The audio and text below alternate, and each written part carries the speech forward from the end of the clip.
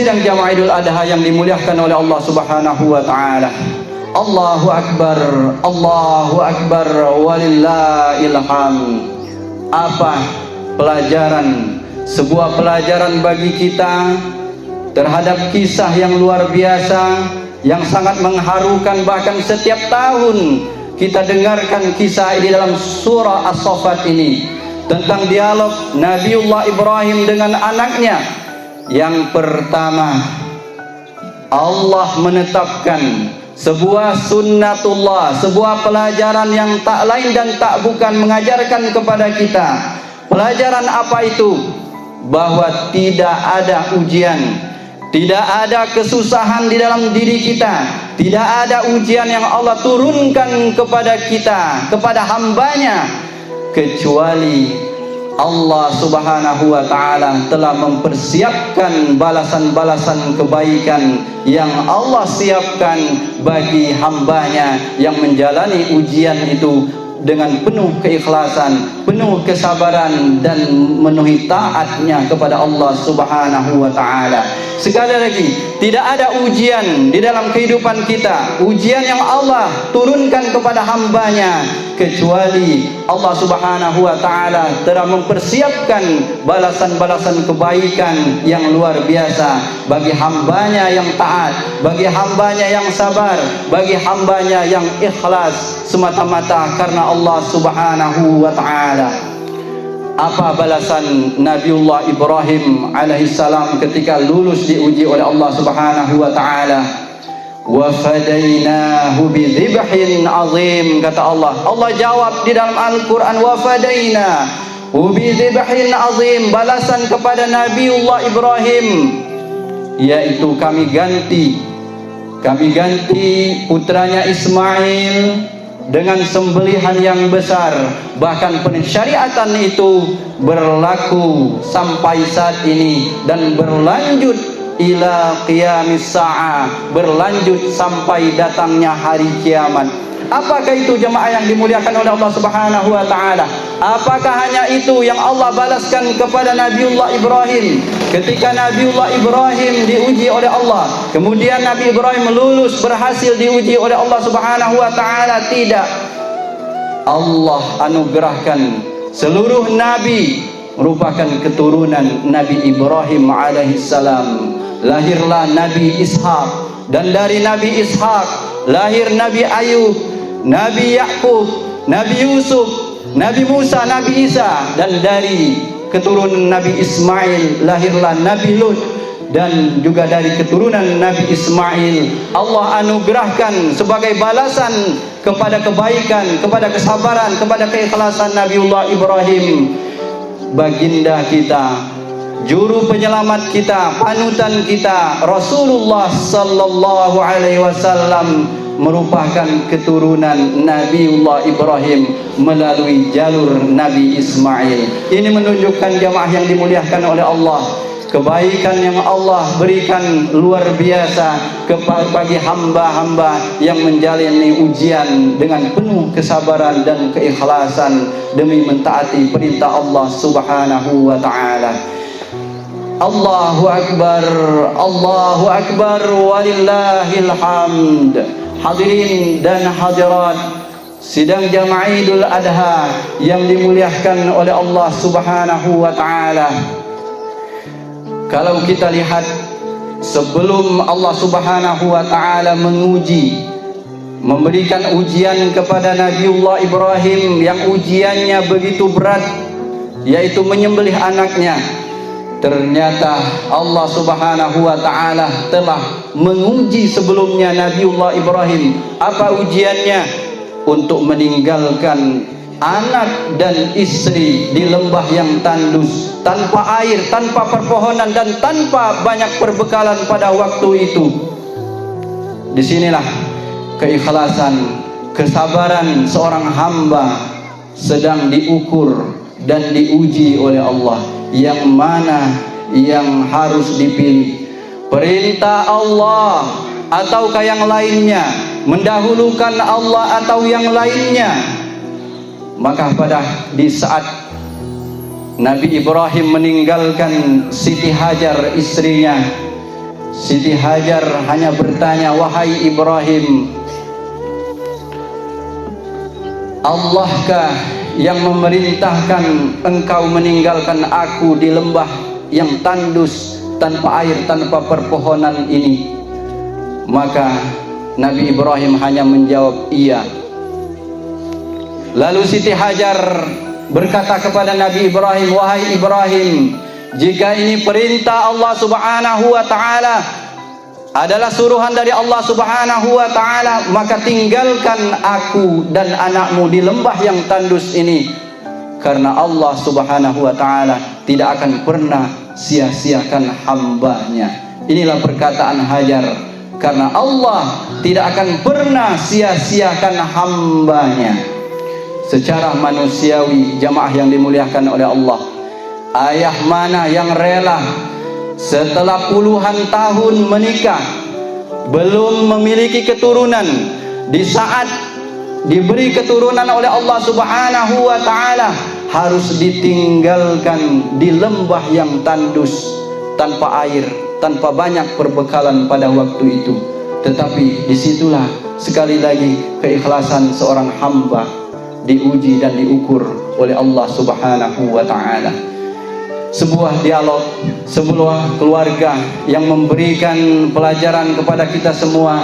Setiap tahun kita dengarkan kisah ini, baik itu kisah keluarga Ibrahim di saat ditinggalkan di padang tandus, maupun di saat Allah menguji Nabiullah Ibrahim untuk menyembelih anaknya, memberikan pelajaran yang luar biasa kepada kita jamaah yang dimuliakan oleh Allah.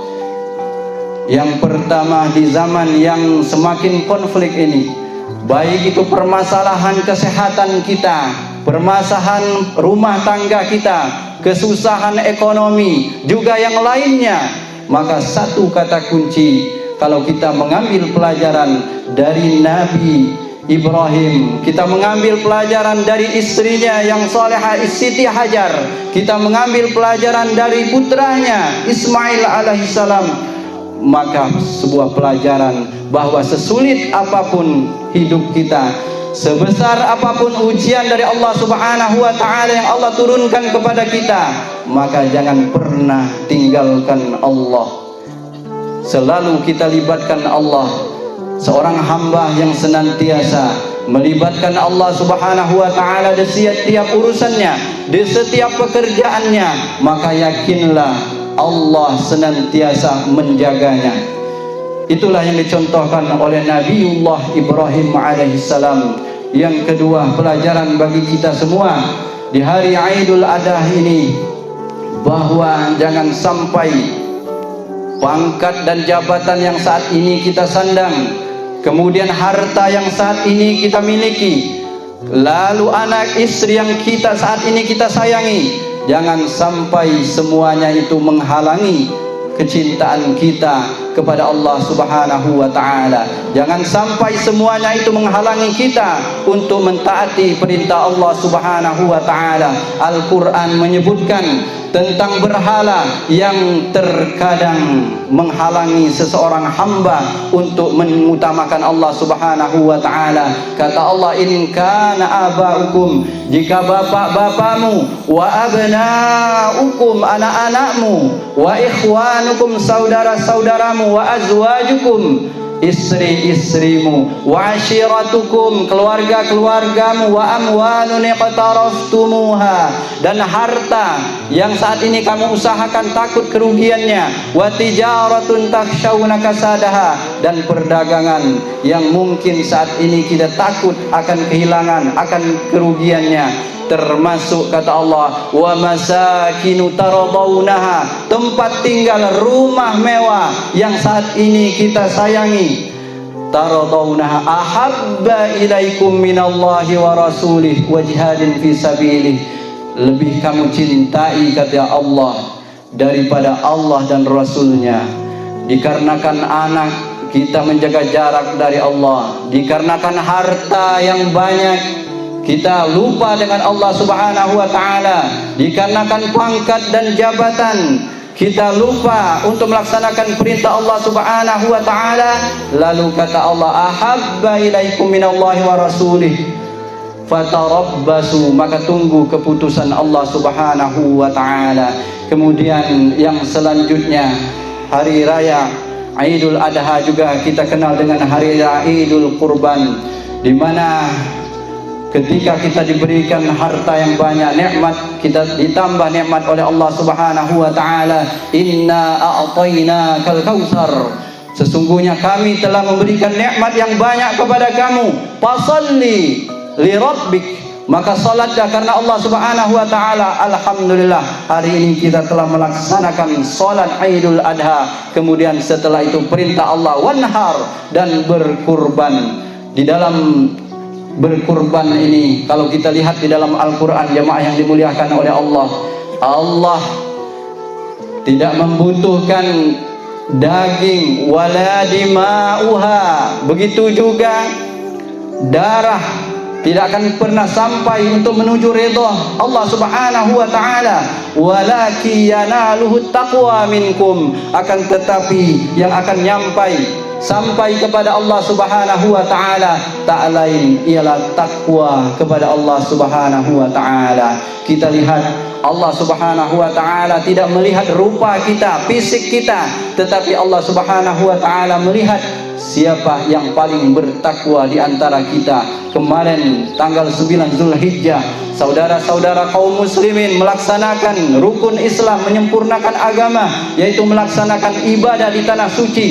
Mereka berkumpul di satu titik yang bernama Padang Arafah dengan satu pakaian yang tidak berjahit, pakaian ihram. Mereka sujud bersama, rukuk bersama, bersimpuh bersama, berdoa bersama. Tidak ada lagi yang kaya, tidak ada lagi yang miskin, semuanya sama. Tidak ada lagi pejabat, tidak ada lagi semuanya, tetapi yang Allah lihat siapa yang bertakwa. Inna akramakum indallahi atqakum, sesungguhnya yang paling mulia di hadapan Allah ialah bertakwa kepadanya. Jemaah yang dimuliakan oleh Allah Subhanahu wa taala, oleh sebab itu saudara kita kaum muslimin jutaan telah melaksanakan ibadah haji ke Baitullah. Maka bagi kita yang sudah memiliki harta yang cukup, kemudian kesehatan yang sehat, kemudian perjalanan yang aman, maka Allah perintahkan untuk segera melaksanakan yaitu ibadah haji sebagai penyempurna. Walillahi 'alan nasi hajjul bait man istata'a ilaihi sabila wa man kafara fa innallaha ghaniyyun 'anil 'alamin. Dan di antara kewajiban manusia kepada Allah yaitu menunaikan ibadah haji ke Baitullah. Wa man kafara, barang siapa mengingkari ibadah haji, kewajiban ibadah haji ini, maka Allah kaya dan Allah tidak membutuhkan semua apa yang ada di dalam alam ini. Allahu Akbar, Allahu Akbar, walillahil hamd. Hadirin dan hadirat sidang jamaah Idul Adha yang dimuliakan oleh Allah Subhanahu wa taala. Oleh sebab itu mari kita evaluasi diri kita, evaluasi keluarga kita agar mencontoh keluarga teladan, keluarga panutan yang telah dicontohkan dan telah direkam oleh Nabiullah Ibrahim. Bagaimana mengutamakan Allah di atas segalanya, bagaimana mendidik anak agar menjadi anak yang saleh, yang senantiasa mendahulukan Allah di atas segalanya. Karena ketika kita mendidik anak kita, generasi kita dengan nilai-nilai keislaman, maka insya Allah nanti akan menjadi tabungan bagi orang tuanya. Tetapi ketika kita lalai dalam mendidik anak kita, lalai mendidik generasi kita, maka anak kita akan membinasakan kita, akan membawa kita ke neraka Allah Subhanahu wa taala. Maka itulah yang kita hindari, jangan sampai anak kita menjadi yang akan membawa kita kepada nerakanya Allah Subhanahu wa taala. Wal yakhshal ladzina law taraku min khalfihim dzurriyyatan dhi'afa. Takutlah kata Allah, jika kita semua meninggalkan generasi, meninggalkan anak-anak yang lemah, yang tidak melaksanakan perintah Allah Subhanahu wa taala, anak-anak yang meremehkan masalah salat, kita terkadang lebih bangga ketika anak kita, ketika generasi kita juara di kelas, nilainya besar, tetapi kita tidak khawatir ketika anak kita, generasi kita tidak melaksanakan salat. Padahal salat inilah yang akan pertama kali dievaluasi oleh Allah Subhanahu wa taala. Allah Subhanahu wa taala menginformasikan dalam Al-Qur'an yang dipraktekkan oleh Nabiullah Ibrahim dalam keluarganya, Rabbi ja'alni muqimas salati wa min zurriyyati. Nabiullah Ibrahim pertama dia berdoa kepada Allah Subhanahu wa taala untuk menjadikan generasinya, anaknya saleh, dengan senantiasa mendirikan salat, senantiasa dekat dengan masjid. Dan ketika dia dekat dengan masjid, maka insya Allah keberkahan, insya Allah dia akan melaksanakan salat 5 waktu, sehingga tumbuhlah menjadi generasi yang saleh, generasi yang senantiasa mengutamakan Allah Subhanahu wa taala di atas segalanya. Allahu Akbar, Allahu Akbar, walillahil hamd.